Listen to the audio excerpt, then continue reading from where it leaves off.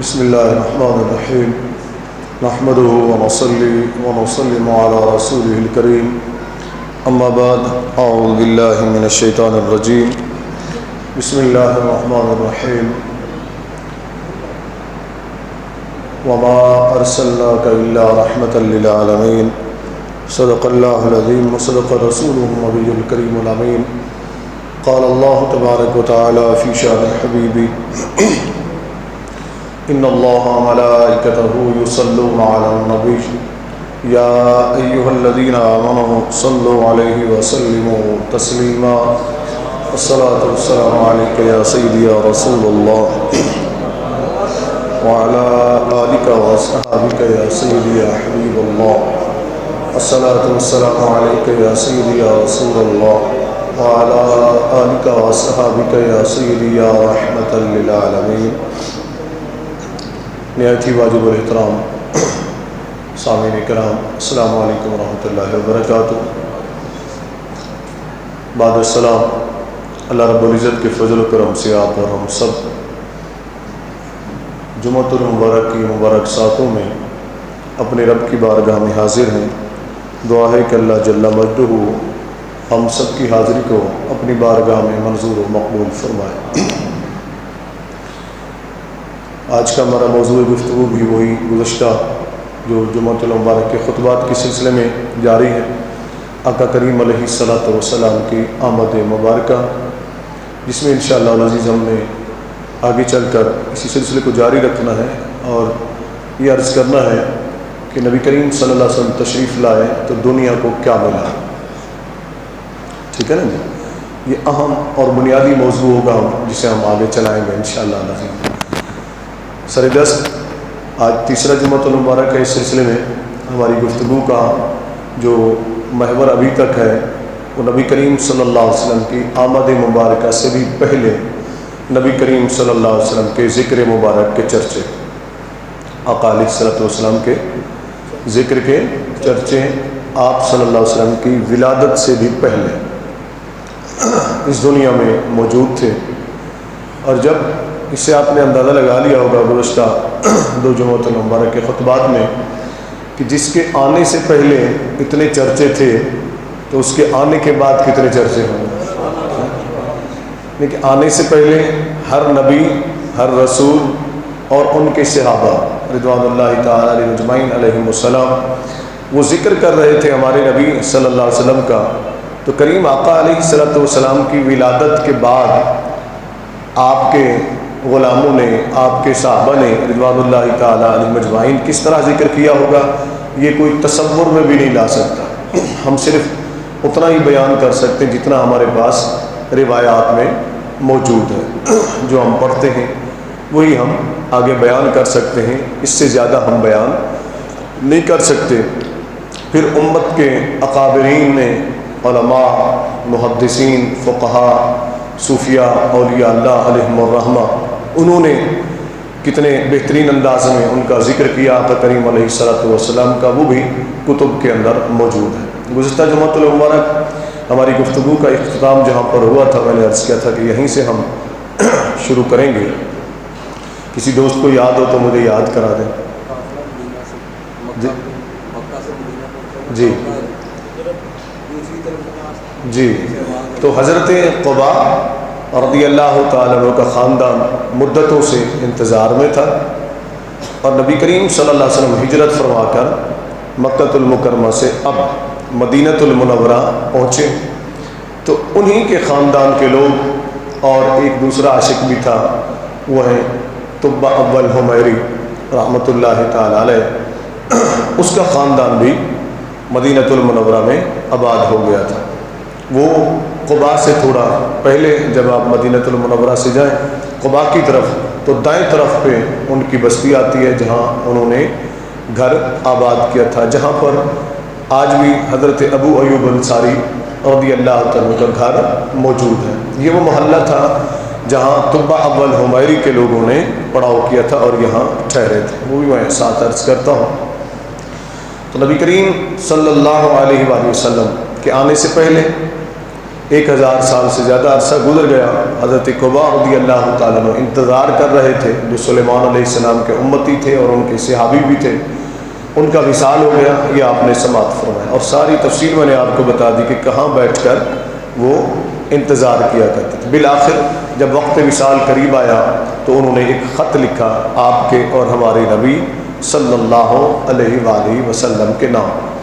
وہ ان کی اولاد کے پاس محفوظ تھا. ہم نے بنیادی سوال یہ اٹھایا تھا کہ نبی کریم صلی اللہ علیہ وسلم نے سب سے پہلے مسجد قباء ہی کیوں بنائی؟ ٹھیک ہے، یہ میں نے عرض کیا تھا کہ میں اگلے جمعہ المبارک عرض کروں گا. اب نبی کریم صلی اللہ علیہ وسلم جب وہاں پہنچے تو وہ شخص عبداللہ سلمی جب اپنے 70 ساتھیوں کے ساتھ آپ کو گرفتار کرنے آیا تھا تو بجائے گرفتار کرنے کے وہ آپ سے جب ملا تو آپ کا غلام بن گیا، ایمان لے آیا اور صحابی بن گیا رضی اللہ تعالی عنہ. انہوں نے عرض کیا یا رسول اللہ صلی اللہ علیہ وسلم آگے جب ہم چلیں گے تو ہم ایسے نہیں جائیں گے. آقا علیہ السلام نے فرمایا تم کیا چاہتے ہو؟ عرض کی یا رسول اللہ صلی اللہ علیہ وسلم پتہ تو چلے لوگوں کو کہ آنے والے کون ہیں، ان کی شخصیت کیا ہے، تو کیا چاہتے ہو تم؟ یا رسول اللہ صلی اللہ علیہ وسلم ہم ایسا کرتے ہیں جھنڈے بنا لیتے ہیں اپنے اماموں کے، اپنی چادروں کے جھنڈے بنا لیتے ہیں، آگے آگے جھنڈے ہوں گے، دائیں بائیں درمیان میں آپ چلیں گے تاکہ لوگوں کو پتہ چلے کہ شان والے نبی آئے ہیں. تو اب یہ اس انداز میں وہ جھنڈوں کے ساتھ نبی کریم صلی اللہ علیہ وسلم کی آمد کا جلوس لے کر چلے. میں نے عرض کیا تھا کہ مدینہ میں جو لوگ آباد تھے نا مدینۃ المنورہ میں، اس وقت یثرب کہلاتا تھا پہلے، بعد میں یہ مدینۃ المنورہ ہو گیا، مدینہ طیبہ ہو گیا. اب علماء کرام فرماتے کہ مدینہ کو یثرب کہنا منع ہے، نبی کریم صلی اللہ علیہ وسلم نے بھی منع فرما دیا.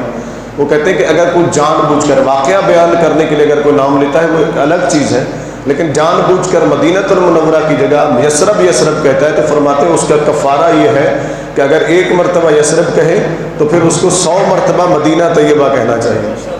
ٹھیک ہے نا، تاکہ اس کا ازالہ ہو جائے. چونکہ اب وہ یثرب نہیں ہے، وہ بیماریوں کا گڑھ نہیں ہے، وہ مصائب بلاؤں کا گڑھ نہیں ہے، بلکہ وہ تو مدینۃ المنورہ ہے، وہ تو مدینہ طیبہ ہے، زاد اللہ شرفہا. اب وہاں نبی کریم صلی اللہ علیہ وسلم جب روانہ ہوئے تو آپ نے سماعت کیا تھا کہ مدینہ طیبہ کے جو لوگ تھے دونوں قباء کی اولاد بھی اور تبع اول حمیری کی اولاد بھی، اس کے ساتھ جو مشائخ تھے تبع اول حمیری کے ساتھ، وہ بھی میں آگے عرض کر دوں گا.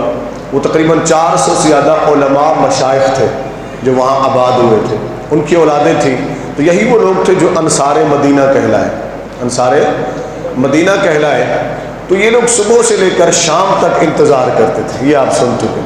اس دن جس دن نبی کریم صلی اللہ علیہ وسلم نے پہنچنا تھا، آقا علیہ السلام تھوڑے فاصلے پر تھے تو شام ہونے لگی تو یہ لوگ واپس لوٹنے لگے، یعنی سورج ڈھلنے لگا، شام ہونے لگی تو یہ لوگ واپس جانے لگے. نہ یہ دھوپ کو دیکھتے نہ گرمی کو دیکھتے، صبح سے لے کر شام تک نہ بھوک کو دیکھتے نہ پیاس کو دیکھتے، بیٹھے رہتے انتظار کے اندر. اور آپ نے یہ بھی سماعت فرمایا کہ جب ان سے پوچھا گیا کہ تم اتنا انتظار کس کا کر رہے ہو، تمہیں دھوپ بھی کچھ نہیں کہتی، تمہیں تپتے پہاڑ بھی کچھ نہیں کہتے، تپتے پتھر بھی تمہیں کچھ نہیں کہتے، بے پرواہ ہو کر تم بیٹھے ہو.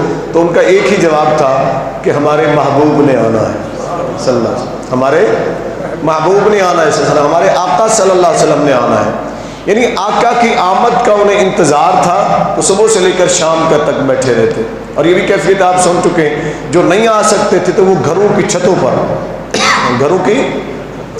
پر موجود تھے، خواتین، بچے، چھوٹے بچے اور پھر بوڑھے جو چل نہیں سکتے تھے تو وہ کچھ گھروں کی چھتوں پر، کچھ گھروں کے باہر گلیوں میں کھڑے ہو جاتے اور شام تک وہ انتظار کرتے. آج جب یہ واپس پلٹنے لگے تو ایک یہودی وہاں پر بھیڑ بکریاں چرا رہا تھا. اس نے جب نبی کریم صلی اللہ علیہ وسلم کے قافلے کو اس شان سے دیکھا، پہلے تو 3 سے 4 لوگ تھے نا، حضرت ابوبکر صدیق، نبی کریم صلی اللہ علیہ وسلم، حضرت حکیم اور ایک ساتھی اور تھے، تو یہ 4 تھے یا 3 تھے، یہ آ رہے تھے. اب 70 اور مل گئے تو یہ ایک قافلے کی صورت بن گئی اور ساتھ جھنڈے بھی تھے ہاتھ میں. تو وہ یہودی جلدی سے دوڑا اور پہاڑی پر چڑھ گیا، اونچی پہاڑی پر. اسے نہیں معلوم تھا کہ اللہ کے نبی آ رہے ہیں، وہ تو دیکھ رہا تھا کہ مدینہ کے لوگوں کا کوئی محبوب آ رہا ہے، کوئی عزیز آ رہا ہے جس کا یہ شدت سے انتظار کر رہے تھے دلوں سے.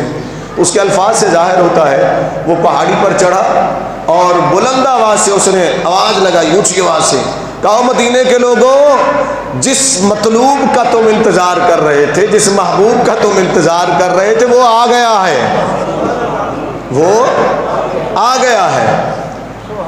اب جب انہوں نے یہ نام سنا نا، تو رات کو جب آپ ہماری گفتگو میں تھے محفل میں، اسی کو بھی ساتھ اگر ملا لیں تو جہاں آقا کا ذکر آ جاتا ہے تو پھر غلام رکتے نہیں ہیں، غلام دوڑے چلے آتے ہیں، غلام دوڑے چلے آتے ہیں۔ یہ الگ بات ہے کہ کسی کو شوق نہیں ہوتا، لیکن جسے آقا سے محبت ہے، جب آقا کا ذکر ہوتا ہے تو وہ سب کام چھوڑ دیتا ہے، اسی ذکر کی طرف چل پڑتا ہے، ذکر کی طرف چل پڑتا ہے۔ انہوں نے جب سنا کہ تمہارا مطلوب آ گیا، تمہارا محبوب آ گیا، بلند آواز سے اس نے کہا، تو یہ جہاں تھے، جس جگہ پہنچے، تو کسی نے یہ نہیں سوچا کہ اتنے تپش برداشت کر لی، دھوپ برداشت کر لی، اب گھر جاتے ہیں، گھر سے پھر تیار ہو کر آ جائیں گے، نہیں، جہاں تھے، جن قدموں پر تھے، انہی قدموں پر واپس لوٹ آئے، انہی قدموں پر واپس لوٹ آئے۔ صحیح مسلم شریف پڑھیں اور دیگر کتب احادیث اور کتب سیر کو پڑھیں تو کمال کر دیا مدینے کے لوگوں نے۔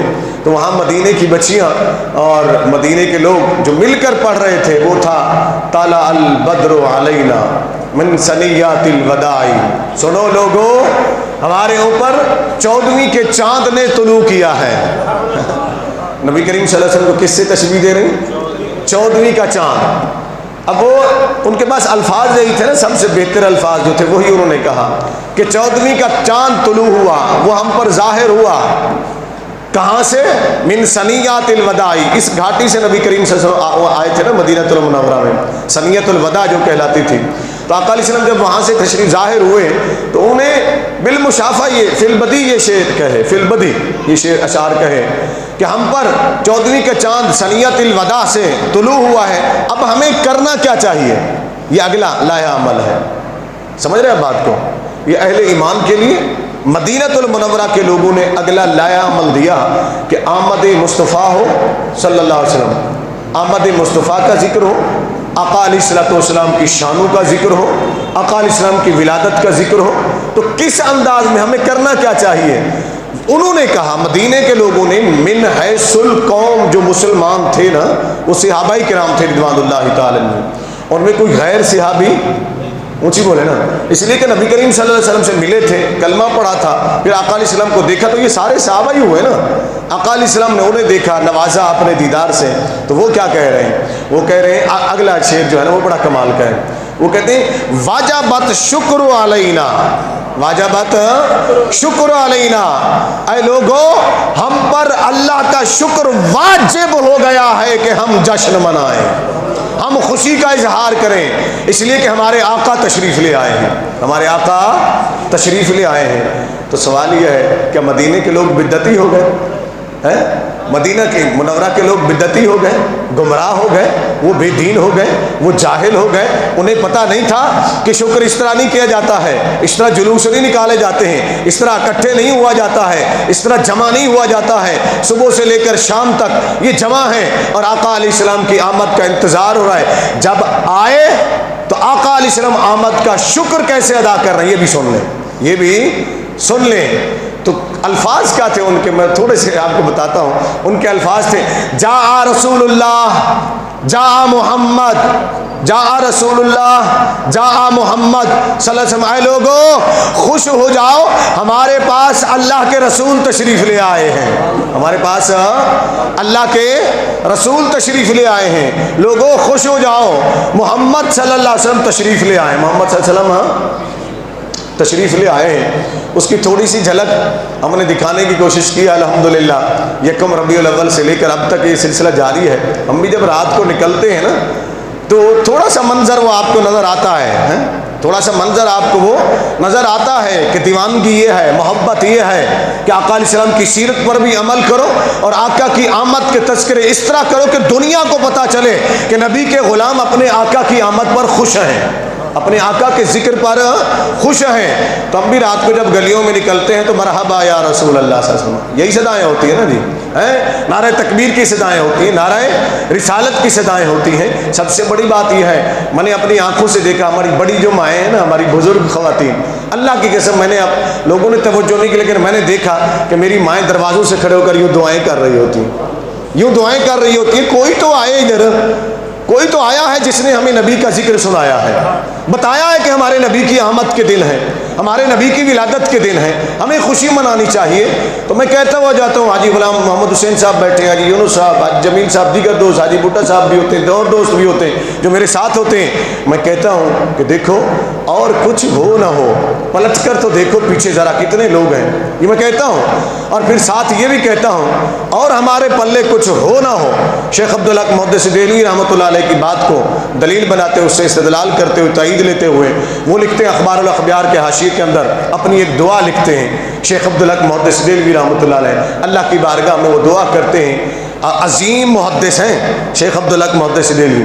बर्रे सगीर में जिसने भी इल्म हदीस हासिल किया है, तो उसकी उस्तादों के असनाद में पहला नाम जो आएगा वो शेख अब्दुल हक मुहद्दिस देलवी का है, यानी वहाँ पर जाकर सिलसिला ख़त्म होता है। उन्होंने आकर इल्म हदीस फैलाया, वो अल्लाह की बारगाह में दुआ करते हैं। वो दुआ क्या है? अर्ज़ करते हैं, ऐ अल्लाह, मेरे पास और कोई ऐसा अमल नहीं जो मैं तेरी बारगाह में पेश कर सकूँ। क्या मतलब? शेख अब्दुल हक मुहद्दिस देलवी नमाज नहीं पढ़ते थे, बोले तो है, रोज़ा नहीं रखते थे, ज़कात नहीं देते होंगे, हज नहीं किया होगा उन्होंने, कुरान की तिलावत नहीं की होगी उन्होंने, तहज्जुद उन्होंने नहीं पढ़ी होगी। वो शेख अब्दुल हक मुहद्दिस देलवी जिन्हें नबी करीम सल्लल्लाहु अलैहि वसल्लम ने आलम बेदारी में अपना दीदार करवाया और फरमाया, अब्दुल हक, मैंने तेरी ड्यूटी लगाई है, हिंद में जा और वहाँ हदीस का इल्म फैला। उसकी रूहानियत का मकाम क्या होगा? उसकी इबादत का मकाम क्या होगा? उसके ज़ुहद और तक़वा का मकाम क्या होगा? जिन्हें नबी करीम सल्लल्लाहु अलैहि वसल्लम का दीदार होता है, आका अलैहिस्सलाम की ज़ियारत होती है, वो जिन्हें तमाम मुहद्दिसीन बर्रे सगीर के अपना इमाम मानते हैं, अपना उस्ताद मानते हैं, वो उनके शागिर्दों के सिलसिले में शामिल हैं। वो शेख अब्दुल हक मुहद्दिस देलवी क्या अर्ज़ करें, अल्लाह, मेरा कोई ऐसा अमल नहीं जिसे मैं इस काबिल समझूं कि मैं तेरी बारगाह में पेश कर सकूं और वो कबूल हो जाए, वो कबूलियत के काबिल हो। अब सुन लीजिएगा, ये शेख मुहक्किक के अल्फाज हैं। वो लिखते हैं, यानी जितने इबादत हम करते हैं, उनके कहने का मकसद ये है कि जितने इबादत हम करते हैं तो ये इबादत ज़न्नीउल कबूल है, उसकी मर्ज़ी कबूल करे, उसकी मर्ज़ी रद्द कर दे, ठीक है ना, ये ज़न्नीउल कबूल इबादत है। लेकिन आगे वो पेश क्या करते हैं? वो कहते हैं, हाँ ऐ मेरे अल्लाह, मेरा एक अमल ऐसा है जिसे मैं फ़ख्र के तौर पर तेरी बारगाह में पेश कर सकता हूँ और इस यकीन के साथ तेरी बारगाह में पेश कर सकता हूँ कि वो तेरी बारगाह में कबूल ही कबूल है। क्या? वो आगे अल्लाह की बारगाह में अर्ज़ करते हैं, अपनी दुआ लिखते हैं। वो कहते हैं, अल्लाह, मेरा अमल ये है कि मैं हर साल तेरे नबी का मिलाद मनाता हूँ और खड़ा होता हूँ, क़याम करता हूँ, दरूद व सलाम पढ़ता हूँ और उसमें लज्जत पाता हूँ, उसे मैं सुकून पाता हूँ, मुझे सुकून हासिल होता है। अल्लाह, ये अमल तेरी बारगाह में पेश कर रहा हूँ, ये अमल तेरी बारगाह में। अब मेरा सवाल यह है, क्या शेख अब्दुल हक मुहद्दिस देलवी रहमतुल्लाह बरेलवी थे? बोले तो सही हैं? क्यों तुमने नबी के जिक्र को बरेलवी देवबंदी में तकसीम कर दिया? मेरे नबी तो सबके लिए थे ना, सल्लल्लाहु अलैहि वसल्लम, वो तो रहमतुल लिल आलमीन है। मैंने कुरान की आयत भी आज यही पढ़ी, हमारा सल्लल्लाहु अलैहि रहमतुल लिल आलमीन। महबूब सल्लल्लाहु अलैहि वसल्लम नहीं भेजा हमने आपको मगर तमाम जहानों के लिए रहमत बनाकर। इस मौजू पर अलग हम गुफ्तगू करेंगे। सरदस मैंने इस तनाजुर में इस आयत को तिलावत किया है कि जो मौजू हमारा चल रहा है, हमारे आका सिर्फ हमारे नबी नहीं हैं, वो आलमीन के नबी हैं, वो आलमीन के लिए रहमत बनाकर भेजे गए हैं। तो ये शेख अब्दुल हक मुहद्दिस देलवी ने दुआ की अल्लाह की बारगाह के अंदर, और वही दुआ जब रातों को हम निकलते हैं, जिसलिए मैंने ये हवाला दिया, तो मैं इन बुज़ुर्गों से कहता हूँ जो मेरे साथ साथ होते हैं, उनसे कहता हूँ, कभी कभी गुफ्तगू में भी मैं कह देता हूँ कि ये गलियाँ, ये दरो दीवार, ये ज़मीन के टुकड़े, ये ज़मीन का खित्ता, जहाँ जहाँ से आप गुजरते हैं और आपकी ज़ुबान पर नारा होता है, नारा तकबीर, बोल देना, नारा रिसालत, सरकार की आमद, दिलदार की आमद, मंठार की आमद, लब्बैक लब्बैक लब्बैक लब्बैक, ये जब हम नारे लगाते हुए निकलते हैं तो मैं कहता हूं कि ये दरो दीवार, ये गलियां, ये जमीन का खित्ता, ये जमीन के टुकड़े, जहां जहां से तुम्हारे कदम निकलते हैं, अल्लाह की इज्जत की कसम क़यामत के दिन ये गवाही देंगे, मौला ये तेरे बंदे थे, तेरे महबूब के गुलाम थे, जो रातों को निकल निकल कर भी तेरे महबूब का जिक्र किया करते थे, तेरे नाम को बुलंद किया करते थे। چونکہ حدیث ہے، نبی کریم صلی اللہ علیہ وسلم فرماتے، صحیح حدیث پاک ہے، نبی کریم صلی اللہ علیہ وسلم ارشاد فرماتے ہیں، یہ زمین جسے تم بے زباں سمجھتے ہو، جس پر تم چلتے ہو، جس پر تم بیٹھتے ہو، جس پر تم سوتے ہو، جس پر جو عمل تم کرتے ہو، تم سمجھتے ہو یہ زمین بے زباں ہے، تم سمجھتے ہو یہ زمین دیکھتی نہیں ہے، اس کی آنکھیں نہیں ہیں، اس کے کان نہیں ہیں؟ فرمایا نہیں، زمین کے جس جس خطے پر، جس جس ٹکڑے پر تم نے جو جو عمل کیا ہوگا، قیامت کے دن زمین کا وہ ٹکڑا تمہاری اللہ کی بارگاہ میں گواہی دے گا، اللہ کی بارگاہ میں گواہی دے گا۔ اب ہم نے سوچنا یہ ہے کہ ہم اس زمین پر عمل کون سا کر کے جانا چاہتے ہیں، کون سا عمل کر کے جانا چاہتے ہیں۔ مرضی آپ کی ہے، آپ کی مرضی ہے اس زمین کے ٹکڑے پر جگہ جگہ آپ شراب پئیں، آپ کی مرضی ہے اس زمین کے ٹکڑے پر آپ زنا کریں، آپ کی مرضی ہے اس زمین کے ٹکڑے پر آپ جوا کھیلیں، مرضی ہے آپ کی زمین کے ٹکڑے پر آپ رشوت لیں، مرضی ہے آپ کی اس زمین کے ٹکڑے پر آپ سود خوری کریں، مرضی ہے آپ کی اس زمین کے ٹکڑے پر آپ حرام کام کریں، مرضی ہے آپ کی اس زمین کے ٹکڑے پر بیٹھ کر دوسروں کی ماؤں بہنوں بیٹیوں کو گندی نگاہ سے دیکھیں، مرضی ہے آپ کی لوگوں کو لوٹیں، مرضی ہے آپ کی لوگوں کی تحقیر و تذلیل کریں، مرضی ہے آپ کی اس پر سجدے کریں یا رکوع کریں، مرضی ہے آپ کی اس پر بیٹھ کر قرآن کی تلاوت کریں، مرضی ہے آپ کی بیٹھ کر اس زمین پر لوگوں کی عزت کا تحفظ کریں۔ یہ قیامت کے دن یہ زمین آپ کے ہر عمل کی گواہی دے گی اللہ کی بارگاہ، اللہ کی بارگاہ میں جو عمل آپ اس زمین پر کریں گے۔ تو مدینے کے لوگوں نے استقبال کیا ہمارے نبی صلی اللہ علیہ وسلم کا کہ لوگوں ہم پر شکر واجب ہے کہ ہمارے آقا صلی اللہ علیہ وسلم تشریف لے آئے۔ اور وہاں حضرت ابو ہریرہ رضی اللہ تعالیٰ فرماتے ہیں جب نبی کریم صلی اللہ علیہ وسلم مدینہ المنورہ کی حدود میں داخل ہوئے نا، فرماتے ہیں میں نے اپنی زندگی میں کبھی مدینہ المنورہ کو اس طرح منور نہیں دیکھا تھا، اس طرح روشن نہیں دیکھا تھا، اس طرح خوشیوں سے بھرپور نہیں دیکھا تھا۔ مدینہ المنورہ روشن ہو گیا۔ ایک روشنی تو وہ تھی نا جو لوگوں نے اپنے طور پر جشن کا اہتمام کیا، اور جو روشنی وہ کہہ رہے ہیں کہ آقا علیہ السلام کا چہرہ انور جب ظاہر ہوا تو مدینہ کے در و دیوار روشن ہو گئے، در و دیوار روشن ہو گئے۔ اب یہاں کیا تھا، یہاں منظر کیا تھا؟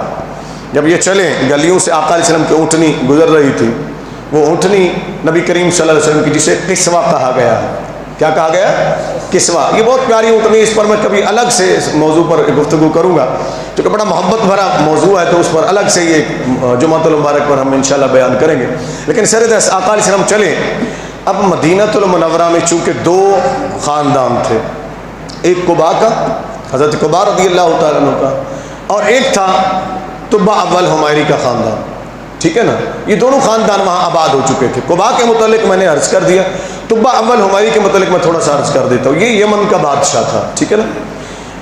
اسد بن قرب اس کا نام تھا، اسد بن قرب اس کا نام تھا۔ طبع اس لیے کہلاتا تھا جیسے روم کا بادشاہ جو ہے قیصر کہلاتا تھا، اور ایران کا بادشاہ ہے وہ کسریٰ کہلاتا تھا، تو یمن کا جو بادشاہ ہے وہ طبع کہلاتا تھا۔ وہ کیا کہلاتا تھا؟ طبع۔ تو اسے طبع اول حمیری کہا گیا۔ یہ آیا، یہ مختلف جگہوں پر اس کو شوق تھا، چلا جاتا لشکر لے کر نا، چل پڑتا، بڑی اس کی ہیبت تھی۔ لشکر کے اندر ہزاروں کی تعداد میں لوگ ہوتے، جس میں آپ اندازہ لگا سکتے ہیں اس دور کے اس کے لشکر میں 4000 سے 5000 علماء، مشائخ، محدثین ہوا کرتے تھے اس کے لشکر میں، ٹھیک ہے نا؟ وہ ان سے مشاورت کرتا تھا، اس ان کی مشاورت کے بغیر کوئی کام نہیں کرتا۔ اس کو شوق چڑھا کہ اب عرب کی طرف چلتے ہیں، ٹھیک ہے نا؟ عرب کی طرف چلتے ہیں۔ اس نے آ کر اہل مکہ کا گھیراؤ کر لیا، اہل مکہ کا گھیراؤ کر لیا۔ جب اس نے گھیراؤ کر لیا تو اہل مکہ بڑے پریشان ہو گئے کہ اس کے ساتھ لڑ بھی نہیں سکتے، اب کریں تو کیا کریں، کریں تو کیا کریں؟ چونکہ اہل عرب جو ہے، مکہ کے لوگ جو ہے نا، خصوصاً مکہ کے جو لوگ ہیں نا، یہ کسی کی غلامی کو پسند نہیں کرتے تھے، حالت کفر میں بھی، حالت کفر میں بھی، جیسے افغانستان کے پٹھان، ٹھیک ہے نا؟ افغانستان کے لوگ بھی غلامی کو پسند نہیں کرتے ہیں۔ یہ شرف حاصل جو ہے نا، یہ بر صغیر کے، ہندوستان کے، پاکستان کے، بنگلہ دیش کے، ان لوگ علاقے کے لوگوں کو یہ شرف حاصل ہے کہ یہ بڑی آسانی سے غلامی قبول کر لیتے ہیں، اور ہم غلام ہی سے بہتر ہیں، ہم نسل در نسل ہی غلام رہیں گے۔ یہ شرف حاصل ہے اس قوم کو، اس خطے کو، کہ یہ غلامی، تاریخ پڑھ لے نا، میں تاریخ کی روشنی میں عرض کر رہا ہوں، اس لیے کہ ان کے اندر بولنے کی جرات نہیں ہوتی ہے، ان کے اندر کھڑے ہونے کی ہمت نہیں ہوتی ہے۔ افغان قوم کو اگر آپ دیکھیں، ان کی تاریخ کو پڑھیں، تو افغان قوم نے آج تک کسی کی غلامی کو قبول، آج تک کسی کی غلامی کو قبول نہیں کیا۔ بڑی سے بڑی سپر پاوروں سے بھی انہوں نے ٹکر لے لی، مثلا روس سے انہوں نے ٹکر لے لی، روس اس وقت کی سپر پاور تھی، ایک امریکہ ایک روس، یہ دو سپر پاوریں دنیا کے لحاظ سے کہلاتی تھی، انہوں نے روس سے ٹکر لے لی، اور روس سے ایسی ٹکر لی کہ آج بھی روس یاد کرتا ہے کہ میں نے بڑی غلطی کی تھی افغانستان میں جا کر، تو وہاں 14 مسلم ریاستیں بن گئی، روس کے اندر کتنے؟ 14 مسلم ریاستیں بن گئی، روس ٹکڑے ٹکڑے ہو گیا۔ روس کے بعد پھر امریکہ کو شوق چڑھا، وہ سرخ ریچھ تھا، یہ سفید ریچھ ہے، وہ سرخ ہاتھی ہے، یہ سفید ہاتھی ہے، پہلے سرخ ریچھ کو پھینٹی لگی، وہ چڑھ دوڑا، پھر سفید ریچھ کو، سفید ہاتھی کو شوق چڑھ گیا کہ میں جاؤں۔ کتنے سال لڑا ہے امریکہ افغانستان میں؟ جی بولے تو صحیح نا، تاکہ ہماری بچوں کو بھی پتا چلے۔ 20 سال۔ کتنے سال؟ 20 سال۔ تو جب امریکہ آیا تھا نا، تو میں نے جمعۃ المبارک میں پہلا، یہ جب انہوں نے حملہ کیا تھا، تو میں نے اس وقت بھی کہا تھا، میں نے کہا امریکہ افغانستان کے مسلمانوں کو تو شکست نہیں دے سکتا، لیکن انشاءاللہ اس کی قبریں افغانستان کے پہاڑوں میں ضرور بنے گی۔ اور وہی ہوا، اور وہی ہوا، بس شرطے ہم خوددار بن جائیں، ہم اپنی غیرت دکھائیں، تو دنیا کی کوئی طاقت محمد کے غلاموں کو اپنا غلام نہیں بنا سکتی صلی اللہ علیہ وآلہ وسلم۔ تو وہ مکے کے لوگ جو ہے نا، وہ اڑ گئے، انہوں نے کہا ہم تو تیری کوئی بات نہیں مانیں گے۔ اس نے کہا کہ میری بیعت کر لو، میری غلامی اختیار کر لو، جو میری غلامی کے نشان ہیں وہ میں تمہاری پشتوں پر لگاتا جاؤں گا اور تمہیں آزادی دیتا جاؤں گا، پھر تم مکے میں آرام سے رہو۔ انہوں نے کہا جی ہم اس طرح نہیں کر سکتے۔ پھر اس نے پوچھا اپنے لوگوں سے کہ ادھر کوئی خاص کوئی بات ہے ان کی جو یہ اڑ گئے؟ انہوں نے کہا جی یہاں ایک گھر ہے اور وہ اللہ کا گھر کہلاتا ہے، اسے کعبۃ اللہ کہتے ہیں، بیت اللہ کہتے ہیں۔ اس نے کہا ایسا کرتے ہیں، سب سے پہلے اس کو گراتے ہیں، سب سے پہلے اس کو گراتے ہیں۔ اس نے گرانے کی کوشش کی مگر ناکام رہا۔ جب ناکام رہا تو پھر اس نے، بڑا طویل یہ واقعہ تاریخ ہے اس کی، میں مختصر کرتے ہوئے اصل مقصد کی طرف آپ کو لے کر آتا ہوں۔ اس نے اپنے علماء کو بلایا، وہ جو 400 علماء تھے نا، ان کی میٹنگ بلائی، صرف وہی تھے، باقی اور کوئی فوجی یا کوئی اور مشیر کوئی بھی نہیں تھا، صرف ان علماء کو بلایا جو سابقہ کتابوں کے عالم تھے، یعنی ہر آسمانی کتاب کے عالم کو اس نے اپنے پاس رکھا ہوا تھا، اس کی روشنی میں وہ فیصلہ کرتا، پوچھتا ان سے۔ اس نے پوچھا ان سے کیا کہ بتاؤ تم نے بھی پڑھا ہے کچھ اس خطے کے متعلق، یہ جو فتح نہیں ہو رہا، اتنے دن ہو گئے ہم نے گھیرا کیا ہوا ہے، اور ہمارے آگے اونٹ آگے بڑھتے ہیں یا گھوڑے یا جو بھی لشکر آگے بڑھتا ہے تو کامیاب نہیں ہوتا، وہ واپس پلٹ آتے ہیں، نقصان ہوتا ہے ہمیں، اس کی وجہ کیا ہے؟ وہ سب مل بیٹھے اور انہوں نے اپنی اپنی کتابوں سے اب اس کو سچ بات بتائی۔ پہلے وہ ڈر رہے تھے کہ اگر ہم اسے سچی بات کہیں، پتہ تو تھا نا ان کو، پہلے ڈر رہے تھے کہیں ہم کہیں کہ ادھر حملہ نہ کرو تو ہمیں ہی ہماری گردنیں نہ اڑوا دے۔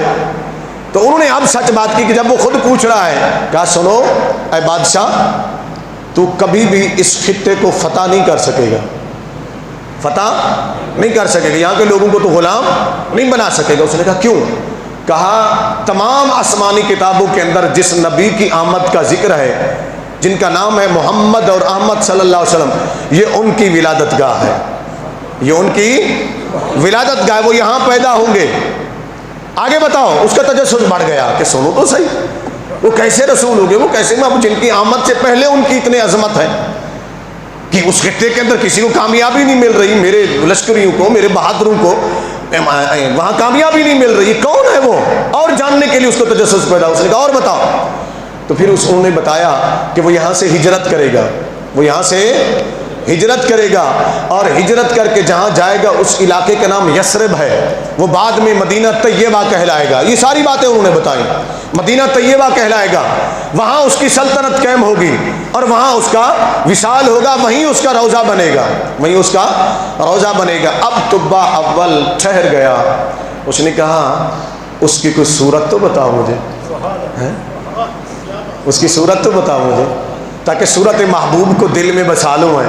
اب وہ ٹھنڈا پڑ گیا نا، اب وہ نبی کریم صلی اللہ علیہ وسلم کا غلام بن گیا۔ میں آگے عرض کرتا ہوں کیسے بنا وہ غلام۔ اس نے کہا ان کے حسن کے بارے میں بتاؤ، ان کے جمال کے بارے میں بتاؤ، ان کی صورت کے بارے میں بتاؤ، صورت کیسی ہوگی، چہرہ کیسا ہوگا، قد کیسا ہوگا، وہ بولتا کیسا ہوگا، تو انہوں نے بتانا شروع کر دیا۔ صاحب کا آسمانی کتابوں میں یہ سب کچھ موجود تھا، جیسا کہ حضرت کعب احبار رضی اللہ تعالیٰ نے بیان کیا۔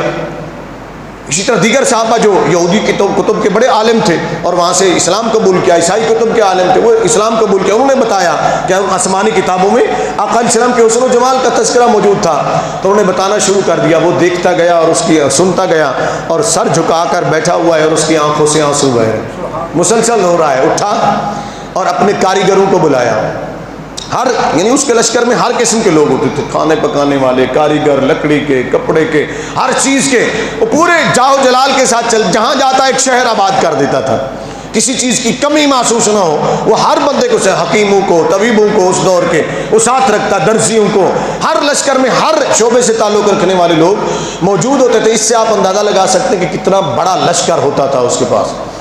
وہاں یہاں کتب سیر کے اندر بعض علماء نے لکھا ہے کہ لاکھوں کی تعداد میں اس کا لشکر ہوتا تھا، تو چلتا تھا لاکھوں کی تعداد میں، جس میں 4000 سے 5000 علماء مشائخ ہوں، باقی کا آپ اندازہ لگا سکتے ہیں۔ تو یہ چلتے تھے اور اس نے اپنے کاریگروں کو بلایا جو کپڑے کا کام کرتے تھے۔ اس نے کہا سنو، مکے کے لوگوں کو، سرداروں کو بلاؤ۔ ان کو بلایا گیا، ان سے میٹنگ ہوئی، بات ہوئی۔ اپنے کاریگروں کو اس نے کہا کہ ایسا کرو، ایسا خوبصورت غلاف بنا دو کہ میں نے اللہ کے گھر پر چڑھانا ہے۔ یہ کعبہ پر غلاف چڑھانے کا سلسلہ طبہ اول حمیری سے شروع ہوا، ٹھیک ہے نا جی۔ اس سے پہلے کعبے پر غلاف نہیں چڑھایا جاتا تھا، خالی عمارت ہوتی تھی۔ طبہ اول حمیری نے اپنے کاریگروں کو کہا کہ عمدہ ترین جو ریشم ہے اس کا لباس ہے، اس کا غلاف بناؤ۔ بنایا گیا۔ سرداران مکہ نے جب میٹنگ کی تو اس نے کہا کہ میں تمہیں فتح نہیں کرنا چاہتا، مجھے اتنا اجازت دے دو کہ میں اس گھر کا طواف بھی کر لوں، زیارت بھی کر لوں اور اس پہ غلاف بھی چڑھا دوں۔ مکے کے لوگوں نے کہا ٹھیک ہے، ہم تمہیں اجازت دیتے ہیں۔ اجازت دے دی گئی۔ اس نے غلاف چڑھایا، وہاں طواف کیا۔ اب اس نے کیا فیصلہ کیا، سنیے گا ذرا غور سے۔ مکہ المکرمہ سے اس نے پوچھا کتنے فاصلے پر ہے یثرب، مدینہ؟ لوگوں نے بتایا کافی سفر ہے، 700-900 کلومیٹر تقریباً دور ہے۔ اس نے کہا چلیں گے ہم وہاں، چلیں گے ہم وہاں۔ اب یہ گیا کیسے، یہ ہے سننے والی بات۔ اس نے کہا یہاں سے لے کر میرے محبوب کے مسکن تک کوئی بھی اپنی سواری پر نہیں بیٹھے گا، کوئی بھی اپنی سواری پر نہیں بیٹھے گا، میں خود تمہارے ساتھ پیدل چلوں گا، میں خود تمہارے ساتھ پیدل چلوں گا۔ اور اس نے کہا جھنڈے جو میری سلطنت کے بنے ہوئے تھے اسے میرے محبوب کے نام کر دو، جھنڈے ان کے نام کے بنا دو۔ اب انہوں نے وہ جھنڈے بنائے، آگے آگے جھنڈے، وہ لشکر چل رہا ہے۔ کئی دنوں کی کہہ لیں یا مہینے کی مسافت کہہ لیں یا 1.5 ماہ کی مسافت طے کرنے کے بعد جب یہ مدینہ المنورہ پہنچے تو اس نے اہل مدینہ پر حملہ نہیں کیا، حملہ نہیں کیا۔ کیا کیا اس نے؟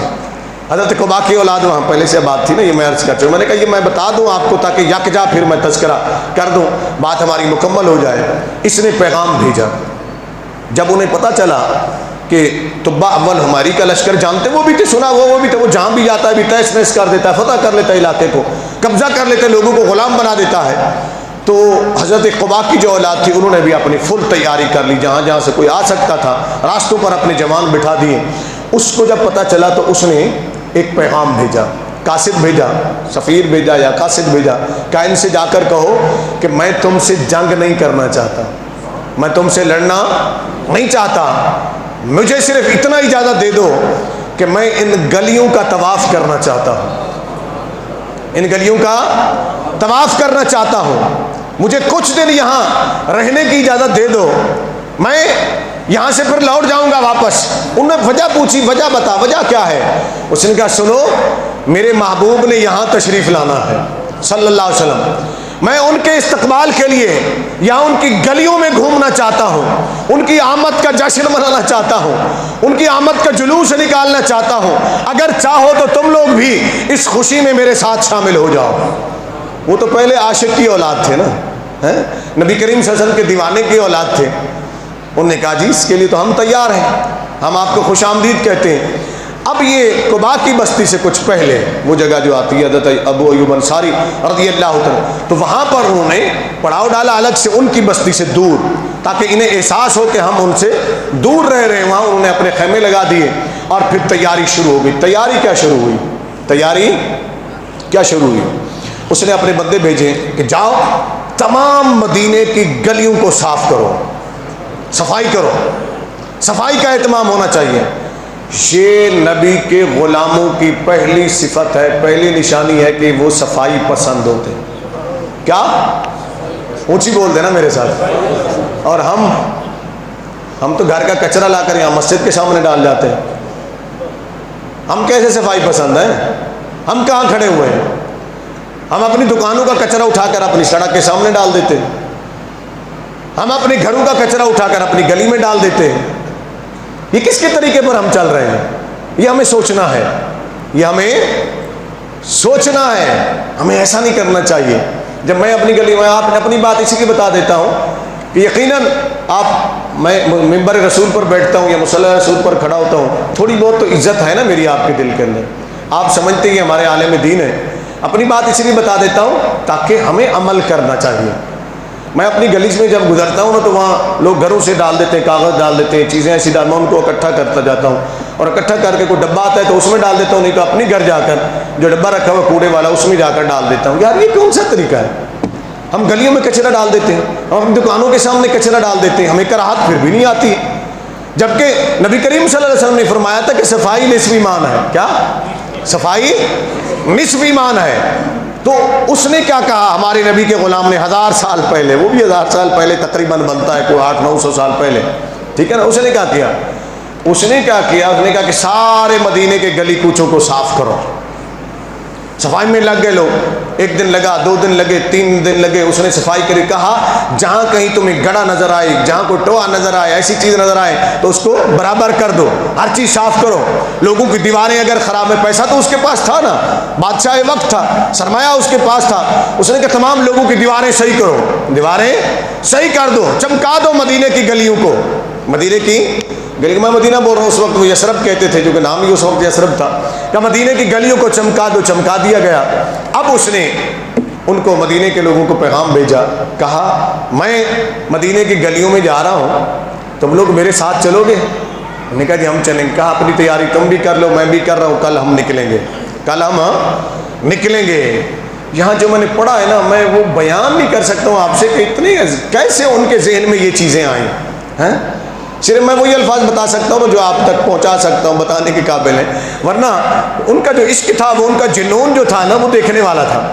لکھا کہ اس نے تمام لوگوں کا کہ جھنڈے پکڑو، آگے آگے اس نے بندے بھیجے جن کو اس نے مختلف خوشبو دی. اس وقت اس دور کے حساب سے جو چھڑکاؤ کرتے تھے، کہ تمام گلیوں کے اندر ان خوشبوؤں کا چھڑکاؤ کرو، خوشبو کا چھڑکاؤ کرو گلی کوچوں کے اندر، اور جھنڈے لے کر آگے چلو.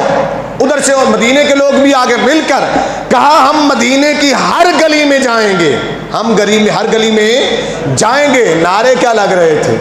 نعرے کیا لگ رہے تھے؟ یا رسول اللہ ہم بھی آپ کے غلام ہیں. میں مفہوم ان کا بتا رہا ہوں، ہم بھی آپ کے غلام ہیں. وہ کچھ اشعار پڑھ رہے تھے، ہم بھی آپ کے غلام ہیں. اے آقا ہم آپ کا انتظار کریں گے. اگر آپ کو پا لیا ظاہری زندگی میں تو ہمیں اپنی غلامی میں قبول کر لیجئے گا، ہم آپ کے کلمہ پڑھیں گے. اور اگر ہماری زندگی نے وفا نہ کی، ہم مر گئے، تو اے آقا قیامت کے دن ہمیں اپنے غلاموں میں شمار فرما لیجئے گا. یہ ان کے نعرے تھے گلی کوچوں میں. اور پورے مدینے کے اندر گھومے. وہاں سے جب جانے لگے نا، وہ جو 400 علماء تھے نا، 400 علماء، وہ سارے کے سارے اکٹھے ہو گئے. جب انہوں نے وہ منظر دیکھا، اس بستی کو دیکھا، اس کی نشانیوں کو دیکھا، آقا علیہ السلام نے یہاں تشریف لانا، اللہ کے آخری نبی نے اپنی آنکھوں سے وہ کھجوروں کے جھنڈ بھی دیکھ لیے، اس مٹی کی خوشبو بھی سونگھ لی. وہ سارے اکٹھے ہو گئے. بادشاہ نے پوچھا کیا بات ہے، کیوں آئے ہو؟ کہ سرکار گزارش ہے، اب تک ہم نے آپ کا بہت ساتھ دیا، آپ کے ساتھ رہے، آپ نے بھی ہمارا ہر طرح خیال رکھا، آج کے بعد ہم آپ کے ساتھ نہیں جائیں گے. اس نے کہا میں تمہیں ہر قسم کی سہولت دیتا ہوں. انہوں نے کہا ہمیں سہولتیں نہیں چاہیے. کیوں؟ کہا وہ اللہ کے آخری نبی جنہوں نے آنا ہے، ہم ان کا انتظار کریں گے، ہم ان کا انتظار کریں گے. ان علماء میں سب سے بڑا جو عالم تھا، اس نے گفتگو کی تو بادشاہ نے کہا ٹھیک ہے بیٹھ جاؤ، تمہاری مرضی ہے، رہو، لیکن اس سے پہلے میری ایک شرط ہے، اہل مدینہ سے پوچھو، اہل چونکہ وہ رہنے والے تھے نا وہاں کے جو پہلے رہ رہے تھے، ان سے پوچھو کہ ہمیں کچھ خطہ زمین کا دے دیں، میں وہ ان سے خریدنا چاہتا ہوں۔ کیا کرنا چاہتا ہوں؟ قیمتاً خریدنا چاہتا ہوں۔ ہم تو مسجد ہی بناتے ہیں تو کسی سے پوچھتے نہیں، قبضہ کر کے مسجد بنا دیتے ہیں، پھر کہتے ہیں ہماری نماز میں سکون نہیں ہے۔ قبضے کی ہوئی جگہ پر مسجد اگر کوئی بنائے تو وہاں نماز ہوتی ہی نہیں ہے۔ پہلی بات تو یہ نا، یہ شرعی مسئلہ ہے۔ لیکن ہمارے ہاں کیا ہوتا ہے، اکثر جگہوں پر ایسے ہوتا ہے، لوگ قبضہ کر لیتے ہیں اور قبضہ کرنے کے بعد وہاں مسجد بنا دیتے ہیں، باقی کی جگہ مسجد کے آگے آتی ہے اس کو بچا لیتے ہیں، کسی اور کام لگا لیتے ہیں۔ یہ قبضہ گروپ کا ایک طریقہ واردات ہے، یعنی مسجد بنا دو، مسجد کو کوئی گرائے نہیں، کیا نہیں، اس کا تقدس ہوتا ہے۔ تو اس دور میں بھی یہ تصور نہیں تھا کہ کسی کی زمین پر ناجائز قبضہ کر کے کوئی چیز بناؤ، اور وہ کس لیے بنانا چاہ رہا تھا۔ تو مدینہ کے لوگ اس سے مٹن گئے، انہوں نے پوچھا کہ کس لیے آپ خریدنا چاہتے ہیں؟ کہا کہ میرے یہ لوگ یہاں آباد ہونا چاہتے ہیں۔ انہوں نے کہا جی آباد ہو جائیں۔ کہا نہیں، مجھے پتا تھا کہ تم یہی جذبہ دکھاؤ گے، آباد ہو جائیں گے، لیکن میں چاہتا ہوں کہ زمینیں تمہاری ہیں، ہم تم سے خریدیں گے، تمہیں قیمت دیں گے، تاکہ میرے ان علماء کو بعد میں آنے والا کوئی شخص یہ نہ کہے تو ہماری زمین میں بیٹھا ہے۔ توجہ ہے نا، یہ ہے وہ تصور جو قوموں کو عزت دیتا ہے، یہ ہے وہ شعور جس سے قومیں عزت حاصل کرتی ہیں، عزت حاصل کرتی ہیں۔ کہا نہیں میں خریدوں گا، طے ہو گئی بات، اس نے خرید لیا۔ اور ان میں ایک جگہ مخصوص کی اس نے کہا جی یہ گھر میں الگ سے بنواؤں گا، باقی سب علماء کے لیے اس نے گھر بنوا دیے، 4 دیواری گھر سب بنوا دیے، اور ان کے کھنڈرات نشان آج بھی وہاں موجود ہیں، نظر آتے ہیں، کچھ ختم کر دیے، کچھ موجود ہیں۔ ایک گھر اس نے الگ سے بنوایا، اس نے اپنے غلاموں سے کہا، اپنے نوکروں سے، خادموں سے کہا یہ خاص گھر بناؤ، یہ ایسا گھر بناؤ کہ رہتی دنیا تک دنیا یاد رکھے کہ کوئی گھر بنا تھا، کوئی گھر بنا تھا۔ ہر گھر سنگل سٹوری بنایا، لیکن اس گھر کی جب باری آئی یہ سینٹر میں تھا، یعنی سامنے سے اگر آپ داخل ہو نا، جب کبھی اگر آپ کو اللہ لے جائے، یہ ترکی ریلوے اسٹیشن کی طرف جو راستہ جا رہا ہے میں آپ کو بتا دیتا ہوں، ٹھیک ہے نا، گنبد خضرا سے، تو آپ گنبد خضرا سے جب مسجد غمامہ سے آگے نکلتے ہیں، میں بتا رہا ہوں منظر کچھ کہنا تاکہ آپ جب جائیں تو آپ وہاں زیارت کریں، تو بالکل سیدھا آپ جب چلے جاتے ہیں تو آگے کھنڈرات نما ایک جگہ آ جاتی ہے، کچھ مکان ادھر بن گئے نئے، کچھ ادھر بن گئے، لیکن اس کے سینٹر میں ایک جگہ آج بھی اس کی اینٹیں وہ پتھر نظر آتے ہیں۔ یہ وہ مقام تھا جو سینٹر میں تھا، اور ڈبل سٹوری مکان یہ بنا تھا، اور یہ مکان اس نے کس لیے بنایا؟ ان کے خدام نے سمجھا کہ اپنے رہنے کے لیے بنا رہے ہیں، کہ خود بھی رہیں گے یا کبھی کبھی آیا کریں گے تو ٹھہریں گے۔ تو جب مکان بہترین تیار ہو گیا تو اس کے خدام نے پوچھا حضور یہ کس لیے بنایا ہے؟ کہ یہ مکان میں نے اپنے محبوب کے لیے بنایا ہے، اپنے آقا صلی اللہ علیہ وسلم کے لیے بنایا ہے، کہ جب وہ ہجرت کر کے مکے سے مدینے آئے تو یہ مکان میں انہی کے نام کر کے جا رہا ہوں، جب وہ یہاں آئے تو انہیں کسی کے گھر میں نہ رہنا پڑے، ان کا اپنا گھر موجود ہو، ان کا اپنا گھر موجود ہو۔ اس نے وہ خرید کر بنا کر، جگہ خرید کر اور مکان بنا کر آپ کے اور ہمارے نبی اور اپنے آقا کے نام اس نے چھوڑ دیا۔ اپنے ایک بڑے عالم کو جو ان سب کے سربراہ تھا، بیٹھا رات کو، اس نے ایک خط لکھا، اس نے ایک خط لکھا، وہ خط اس نے اپنے اس عالم کو دے دیا، کہا دیکھو اگر آقا صلی اللہ علیہ وسلم اس ظاہری دنیا میں میری زندگی میں تشریف لے آئے تو میں حاضر ہوں گا، ان کی غلامی بھی اختیار کروں گا، ان کا کلمہ بھی پڑھوں گا، اور اگر میں مر جاؤں تو میں نے یہ خط لکھ دیا ہے، سر بمہر کر دیا، یعنی مہر لگا دی، جس کے نام خط ہوتا تھا اس کے سوا کوئی اور کھول نہیں سکتا تھا، مہر لگا دی۔ اس نے کہا میں نے شاہی مہر لگا دی ہے، کوئی نہیں کھولے گا، اگر تم زندہ رہو تو تم پہنچا دینا، نہیں تو اپنی نسل کو وصیت کرتے چلے جانا، میرا خط جب وہ تشریف لائیں تو ان کی بارگاہ میں پیش کر دیا جائے۔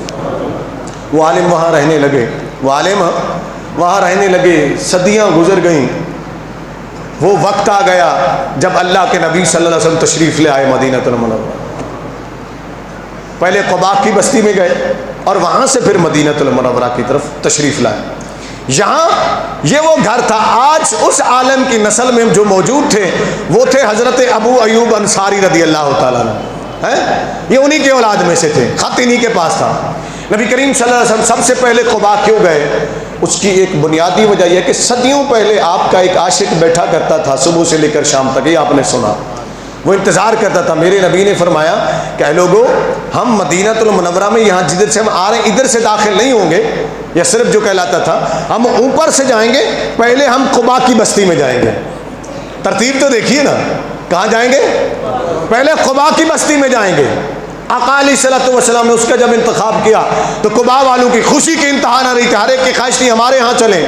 تو قباء والے خوش ہو گئے، اپنے آگے بچوں تک، گھر والوں تک دوڑا دیے بندے کے، جاؤ پیغام تو آقا صلی اللہ علیہ وسلم تشریف لا رہے ہیں۔ تو بچے، بوڑھی عورتیں، جوان عورتیں، بوڑھے سب باہر نکل آئے گلیوں کے اندر، قباء کی بستیوں کے اندر، اور ان کا ایک ہی نعرہ تھا، جا رسول اللہ ہے، جا محمد صلی اللہ علیہ وسلم، یا رسول اللہ صلی اللہ علیہ وسلم، ہم آپ کو خوش آمدید کہتے ہیں، آپ تشریف لایا، اہلا و سہلا مرحبا کے نعرے بلند تھے۔ اس شان سے میرے آقا چلے، اس شان سے میرے آقا چلے، ہر ایک کی خواہش تھی کہ میرے پاس ٹھہریں، مگر آپ کے اور میرے نبی صلی اللہ علیہ وسلم چلتے ہوئے سیدھے، اب اس طرف توجہ کیجیے کہ اب وہ مرحلہ آ گیا جس کے لیے میں نے یہ ساری گفتگو کی ہے۔ میرے اور آپ کے نبی چلتے ہوئے سیدھے قباء کا گھر، چونکہ وہاں جو بیٹھے کرتے تھے اس کے بالکل سامنے ساتھ ہی تھا، بالکل ساتھ ہی تھا۔ یہ میں نے آپ کو بتایا مسجد قباء ہے نا، اب تو وسیع کر دی گئی، لیکن اسی کے ساتھ ہی یہ جو روڈ بنا دی ہے انہوں نے، اس طرف سے یہ جگہ پڑتی تھی جہاں وہ بیٹھتے تھے، یہ روڈ بنی ہے اس طرف، تو اس سے آگے تھوڑا سا آگے حضرت قباء کا گھر تھا جہاں وہ رہتے تھے۔ آقا علیہ السلام جب اس کے سامنے گئے تو میرے نبی صلی اللہ علیہ وسلم کو ہر ایک نے کہا، سرکار ہمارے گھر چلیں، ہمارے گھر چلیں۔ نبی کریم صلی اللہ علیہ وسلم نے دائیں دیکھا، بائیں دیکھا، آگے پیچھے دیکھ کر آقا علیہ السلام نے اونٹنی کو بیٹھنے کا اشارہ کیا، وہاں جہاں حضرت قباء بیٹھا کرتے تھے۔ ادھر گھر تھا، ادھر وہ کھجور کھڑی ہوئی تھی، اس کا تنا جو خشک ہو گیا تھا، درمیان میں آقا نے اپنی اونٹنی کو بٹھایا، میرے اور آپ کے کریم آقا رحمۃ اللہ علیہ وسلم چلے، اونٹنی سے اترے اور سیدھے اس کھجور کے تنے کے پاس گئے جہاں قباء بیٹھا کرتے تھے، اور رخ ان کا مدینہ مکہ المکرمہ کی طرف ہوتا تھا۔ آقا علیہ السلام بالکل اسی جگہ جا کر بیٹھ گئے اور رخ اسی طرف کر لیا جس طرف قباء کر کے بیٹھتے تھے، اور پہلا جملہ جو آپ کے اور میرے نبی نے فرمایا، قباء ہاں تو نے مدتوں انتظار کیا، آج ہم آ گئے اور تیرے سلام کو ہم نے قبول کر لیا ہے۔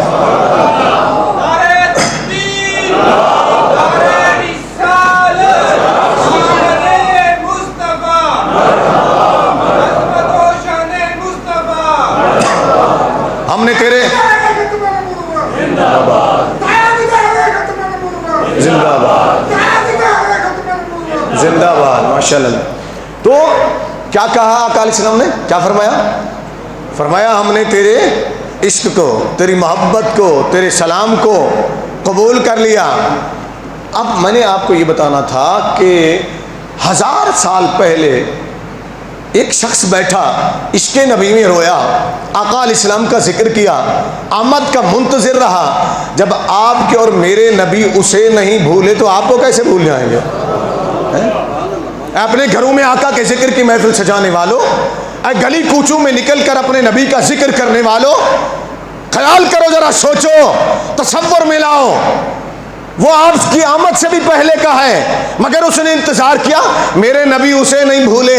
تو آج 1400 سال ہوئے ہیں نا صرف ہمیں، آقا علیہ السلام سے ظاہری دور ہوئے 1450 سال ہوئے، کوئی زیادہ 1000 سال تو نہیں ہوئے نا، وہ تو 1000 سال کی بات ہے نا، اسے نہیں بھولے تو 1400 سال کے بعد کیا اپنی امتیوں کو کیسے بھول سکتے ہیں؟ اسی لیے میں کہتا ہوں ہر گھر میں ذکر مصطفیٰ کی محفل سجاؤ، ہر گلی میں ذکر مصطفیٰ کی محفل سجاؤ، اگر نہیں سجا سکتے تو رات کو اپنے بچوں کو بلا کر بیٹھا کرو اور تنہائی میں بٹھا کر اپنے بچوں کو اپنے بیڈ روم میں، اپنے کمرے میں سنایا کرو، بچوں میرے نبی اتنے سونے تھے، میرے نبی کا چہرہ ایسے تھا، میرے نبی کی آنکھیں ایسی تھیں، میرے نبی کھاتے ایسے تھے، میرے نبی پیتے ایسے تھے۔ اللہ کی قسم پھر آپ کی آنکھوں میں بھی آنسو آ جائیں گے، آپ کے بچے بھی رو پڑیں گے۔ اگر قباء رویا تھا عشق نبی میں تو آقا نے اسے نہیں بلایا، تو روئے گا تو تجھے کیسے بلا دیں گے؟ تجھے کیسے بلا دیں گے؟ یاد رکھو اس منظر کو۔ میرے نبی صلی اللہ علیہ وسلم وہاں بیٹھے اور بیٹھنے کے بعد نبی کریم صلی اللہ علیہ وسلم نے کیا فرمایا، ذرا سنیے گا غور سے، کیا فرمایا آقا کریم علیہ السلام نے؟ سارے جمع ہو گئے، کریم آقا علیہ السلام نے فرمایا کہ قباء کے بچوں کو خطاب و خاتم، ان کی نسل ان کی اولاد تھی ساری، فرمایا تم میں سے بڑا کون ہے، سربراہ کون ہے؟ ایک بزرگ آگے بڑھے، انہوں نے کہا جی میں، کہا کہ قباء کا خط تو نہیں لائے گا میرے تک ہیں؟ اب سوال یہ ہے کہ نبی کریم صلی اللہ علیہ وسلم کو کس نے بتایا ہیں؟ یہ تو کوئی مولوی صاحب ہی بتائے نا کہ نبی کریم صلی اللہ علیہ وسلم کو کس نے بتایا۔ میں مولوی صاحب کا نام نہیں لیتا ہوں، ویسے کہہ دیتا ہوں مولوی صاحب بتائے نا نبی کریم صلی اللہ علیہ وسلم کو کس نے جا کر وہ خط دیا، خط کا بتایا تھا۔ وہ گئے جلدی سے، تو آقا میں ابھی لاتا ہوں، آقا میں نے وہ پیش کرنا تھا، فرمایا لے آؤ، لے آیا۔ تو کریم آقا علیہ السلام کیا فرماتے ہیں؟ فرماتے ہیں قبا کا خط تم پڑھ کر سناؤ گے یا میں پڑھ کر بتا دوں؟ ابھی خط انہی کے پاس ہے۔ آقا علیہ السلام اس کا مفہوم پڑھتے گئے جو انہوں نے لکھا تھا، اور سلام کا جواب بھی دیتے گئے، اور آخر میں فرمایا اے قبا ہم نے تجھے اپنی غلامی میں، اونچی بولے نا، اپنی غلامی میں لے لیا، قبول کر لیا۔ اس سے بڑا کوئی شرف ہو سکتا ہے؟ اس سے بڑا کوئی شرف تو نہیں ہو سکتا۔ اسی لیے ہم راتوں کو نکلتے ہیں، اسی لیے ہم نے یہ سلسلہ شروع کیا۔ اس گناہگار آپ کے خادم نے، نبی کریم صلی اللہ علیہ وسلم کے اس ادنا غلام گناہگار نے اس لیے یہ سلسلہ شروع کیا، آپ کو ترغیب دی۔ کوئی تو لمحہ ایسا آئے گا آقا فرمائیں گے اے میرے آنے والے چلنے والے غلاموں، میرے ذکر کی محفل سجانے والوں، قبا کی طرح تمہیں بھی میں نے قبول کر لیا ہے، تمہیں بھی میں نے قبول کر لیا ہے، ہمارا اور کوئی مقصد نہیں۔ ذرا سنو، آقا علیہ السلام کچھ دن وہاں ٹھہرے۔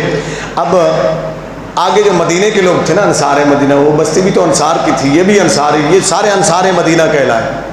نبی کریم صلی اللہ علیہ وسلم کی بارگاہ میں آئے، آقا ہمارے ہاں بھی تشریف لائیں۔ نبی کریم صلی اللہ علیہ وسلم نے فرمایا کہ ایک دو دن ٹھہرو، ہم تمہارے پاس بھی آتے ہیں۔ پھر آقا علیہ السلام چلے۔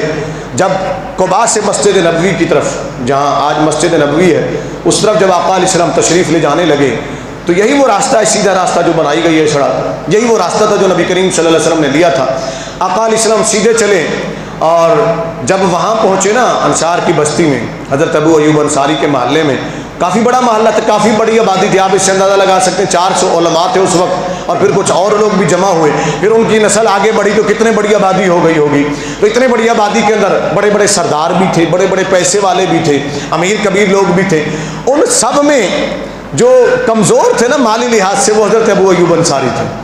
باقی سارے خوش تھے، انہوں نے اپنے گھروں کو سجا دیا، ڈیروں کو سجا دیا کہ آقا علیہ السلام یہاں تشریف لائیں گے۔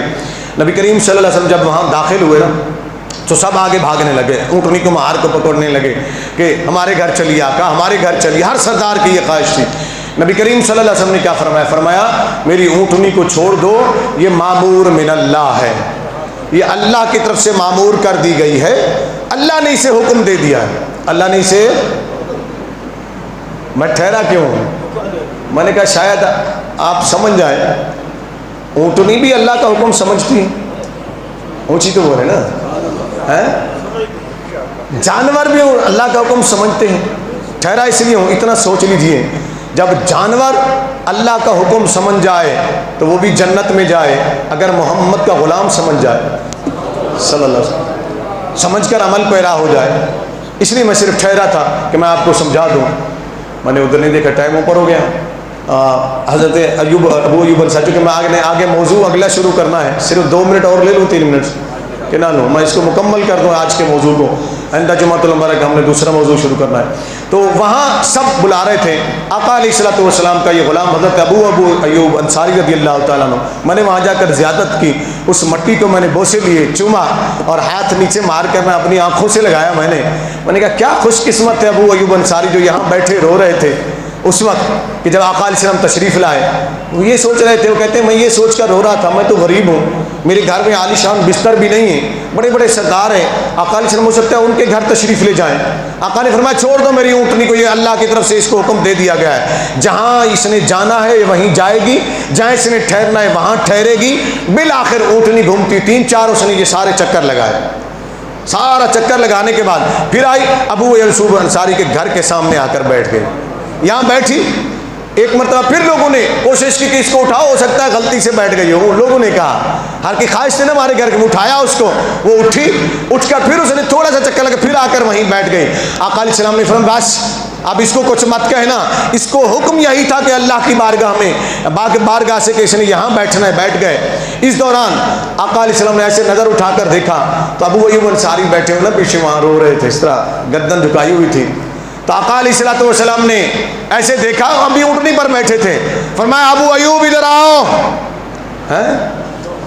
ابو ایوب دیکھو، چمک گئی قسمت ابو ایوب کی، بلایا آقا نے تو خوشی سے اٹھے، دیکھا آقا کی سواری بیٹھ گئی، فرمایا ابو ایوب ادھر آؤ، ہماری سواری سے ہمارا سامان لو، ہم تمہارے گھر میں ٹھہریں گے، ہم تمہارے گھر میں ٹھہریں گے۔ آقا وہاں ٹھہرے، جا کر سب سے پہلا سوال ابو ایوب وہ خط لے آؤ جو طبہ اول نے دیا تھا، انہوں نے خط دیا، آقا نے پڑھا، آنسو بہہ رہے تھے آقا کی آنکھوں مقدس سے، اور ساتھ ساتھ اپنے صحابہ سے فرمایا، ابو ایوب سے فرمایا کہ سنو ابو ایوب، تم سب گواہ رہنا کہ طبہ کو ہم نے اپنی غلامی میں قبول کر لیا اور اس کا سلام بھی ہم نے قبول کر لیا ہے۔ جب صدیوں پہلے آقا کا ذکر کرنے والوں کو آقا قبول فرما لیتے ہیں، تو یہ 3 جمعے جو ہمارے چلے اس موضوع پر، یہ مقصد میرا صرف یہی تھا اور کوئی مقصد نہیں تھا، مقصد صرف یہی تھا آپ کو یہ سمجھانا تھا، آپ کے پاس کچھ بھی نہیں ہے نا، آپ کے پاس پیسے نہیں ہیں، آپ لنگر نہ بنائیں، ضروری نہیں ہے میرے آقا کے ذکر سے بڑا لنگر کوئی ہو سکتا ہے؟ بولے تو صحیح نا، خدا کی قسم خالی پانی بھی پلا کر کسی کو بٹھا کر ذکر کرا دو نا، تو آقا کے غلاموں میں تو شمار کراؤ نا اپنا، آقا کے ذکر کی محفلیں سجاؤ، آقا کی سیرت اپنے بچوں کو سناؤ، تاکہ ہمارے بچے ہمارے نبی کے سچے غلام بن جائیں۔ اللہ تعالیٰ آپ کی، میری، ہم سب کی کوششوں کو اپنی بارگاہ میں قبول فرمائے۔ السلام علیکم ورحمۃ اللہ وبرکاتہ۔